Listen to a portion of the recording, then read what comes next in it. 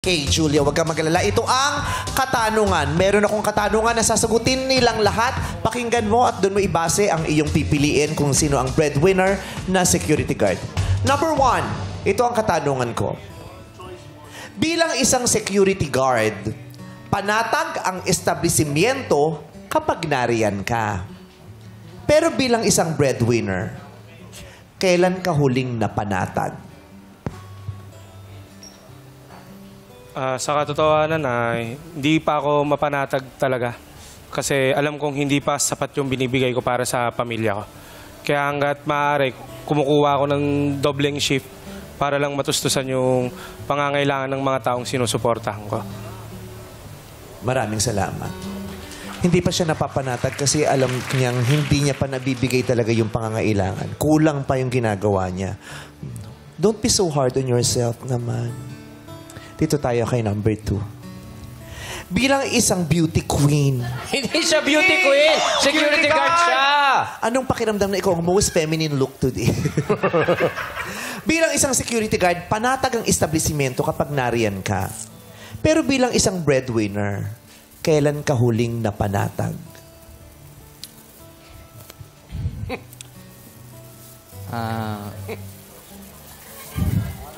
Ano po sorry po. Ako po kasi talaga yung inaasahan po sa bahay. Kasi, sorry po.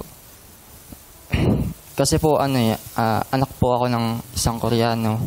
And then, tinaguyod po ako ng mama ko. And ako po yung nagsusustento sa amin kasi may beka-pansara po si babay. Kaya ako po yung ako po yung inaasa sa bahay, and then lately po nagkaroon po ako ng girlfriend, and then nagkaanak po kami. Tapos parang naaalagaan ko, napoprotektahan ko po, nagagawa ko po na maayos yung trabaho bilang isang security guard, pero parang kulang kasi syempre sa Pilipinas po, sorry hindi na po ganun kataasan yung sahod natin dito. Kumbaga, yung gastos nandoon pero nagkukulang. Lalo, may pinapagatas ako. And then, yung nanay ko po is may kapansanan nga. Sinusustentuhan ko din. Ayun po. Kaya hindi ka napapanatag? Hindi pa po ako napapanatag. Hindi ka pa napapanatag? Nangangarap pa po ako. Kaya ngayon po, kahit na wala po sa itsura ko, papasukin ko po para po sa pamilya ko. Maraming salamat.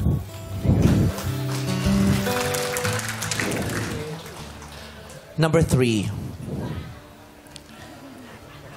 Bilang isang security guard.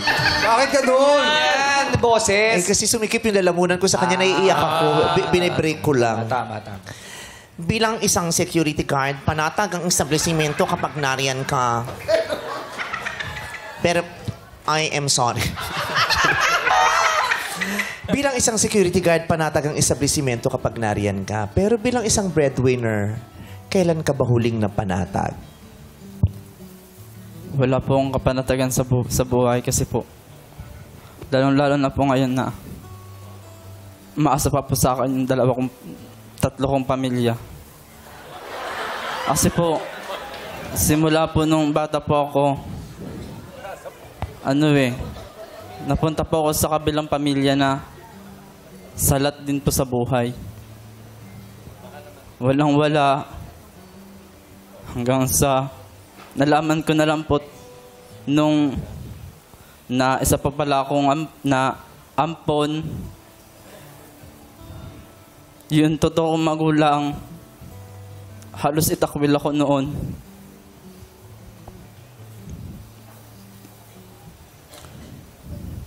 Hanggang sa dumating sa panahon na hanggang nakulong po yung tatay ko taong 2017. Hanggang sa nagkaroon po kami ng utang, baon-baon po kami sa utang nung nakulong po yung tatay ko. So hanggang ngayon, hindi ka pa rin napapanatag. Hindi pa po, Meme Vice. Sino yung isang pamilya? Kasi dalawa pa lang yung nabanggit mo. Sabi mo tatlo. Asawa ko po. Ah, may asawa ka. Opo. Maraming salamat. So yung tatlong nagkiklaim na mga breadwinners na security guard, lahat sila, hindi pa sila nakakaramdam ng kapanatagan. Base sa kanilang mga kasagutan, sino doon ang tumimo sa iyong dibdib at pinaniniwalaan na siya nga yung hinahanap natin? Julia. Ang ine-expect ko sa third part, madadalian na ako. Parang mas lalo ako nahirapan ngayon kasi syempre, marami sa ating mga Pilipino na breadwinner. Lalo na nung narinig ko na yung mga kwento nila.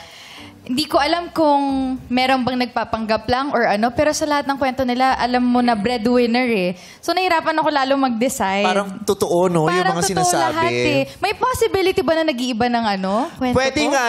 ang hinahanap kasi natin yung breadwinner na security guard. Pwedeng lahat sila security guard pero isa lang ang totoong breadwinner. Pwede namang lahat sila breadwinner pero isa lang ang security guard. Yes. Pwede namang isa lang talaga ang breadwinner na security guard, yung dalawa iba ang propesyon.